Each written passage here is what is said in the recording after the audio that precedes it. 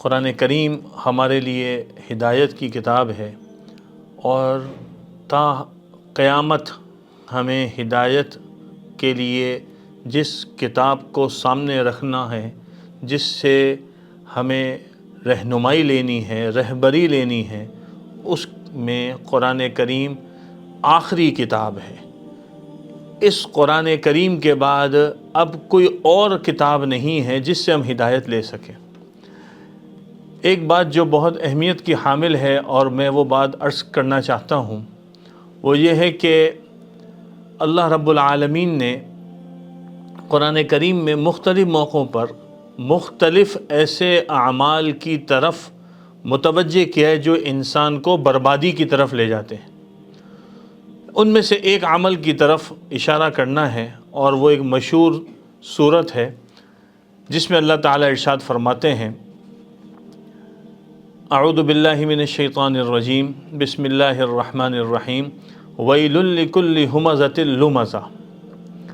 یہاں پر اللہ تعالیٰ ارشاد فرما رہے ہیں کہ پس پش برائی کرنے والا اور سامنے سے برائی کرنے والا، ان دونوں کے لیے ویل ہے۔ یہ ہلاکت کے متعلق فرمایا۔ حضرت شیخ الہند رحمۃ اللہ علیہ نے اس کا ترجمہ یہ کیا ہے، خرابی ہے ہر طعنہ دینے والے اور عیب چننے والے کی۔ اور حضرت تھانوی رحمۃ اللہ علیہ نے اس کا ترجمہ کیا ہے، بڑی خرابی ہے ہر اس شخص کے لیے جو پس پش عیب نکالنے والا ہو اور رو در رو طعنہ دینے والا ہو۔ تو دو لفظ یہاں استعمال ہوئے ہیں، ایک لفظ کیا ہے؟ ہمزہ، اور دوسرا ہے لمزہ۔ ہمزہ کس کو کہتے ہیں؟ کوئی کسی پر عیب لگائے، نکتہ چینی کرے، اس کی غیبت کرے، چاہے وہ مرد ہو یا عورت ہو، اور مرد کی جائے یا عورت کی جائے، یہ ہمزہ کے اندر شامل ہے۔ لمزہ کس کو کہتے ہیں؟ کہ جو عیب لگائے لوگوں کے منہ پر، ان کی برائی کرے، چاہے مرد ہو یا عورت ہو، مرد کی کرے یا عورت کی کرے، یہ دونوں چیزیں ناپسندیدہ ہیں۔ حضرت مفتی محمد شفیع صاحب رحمۃ اللہ علیہ، جو مفسر قرآن بھی ہیں اور مفتی اعظم پاکستان بھی ہیں، انہوں نے اس آیت کی تفسیر میں جو بات نقل کی اس کا خلاصہ عرض کرتا ہوں۔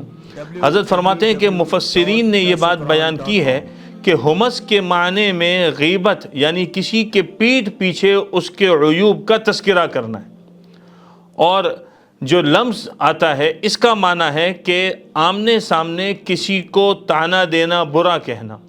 اور پھر یہ بات ذکر کی ہے کہ ہمزہ گرچہ وہ شدید ہے اور ناپسندیدہ ہے، لیکن لمزہ اس سے زیادہ شدید ہے کہ ایک آدمی کو آپ جو ہے نا سامنے سے ذلیل کرنا شروع کر دیں۔ بہت ہی توجہ کی بات ہے، اس وقت سوشل میڈیا کا ایک جو ماحول بنا ہوا ہے، وہاں پر اگر ہم دیکھیں تو یہ ماحول بہت ہی زیادہ چل رہا ہے۔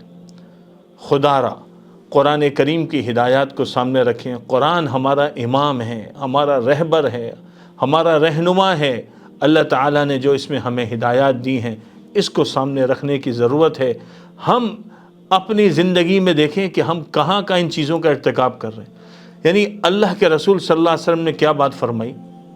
من کان یؤمن باللہ والیوم الآخر فلیقل خیرا او لیصمت۔ جو اللہ پر اور آخرت کے دن پر ایمان رکھتا ہے، اس کو چاہیے کہ وہ خیر کی بات کہے یا خاموشی اختیار کرے۔ لوگ کہتے ہیں کہ آپ اس کے شر پہ بولیں، بعض اوقات کسی شر پر بولنا وقتی طور پر مناسب نہیں ہوتا، خاموش رہنا حکمت کا تقاضا ہے۔ ایک وقت آئے گا اس پہ ہی بات کی جائے گی، لیکن ہر چیز پہ بولنا اور پھر بد زبانی کرنا اور بد کلامی کرنا اور ہمزہ اور لمزہ کا کردار ادا کرنا، اس سے اپنے آپ کو بچائیں۔ ہماری دنیا بھی برباد ہو رہی ہے، آخرت بھی برباد ہو رہی ہے۔ اللہ تعالی ہم سب کو اس پر عمل کی توفیق عطا فرمائے۔ سوشل میڈیا پر سب سے قدیم اور سب سے ریلائبل برانڈ درسقرآن.com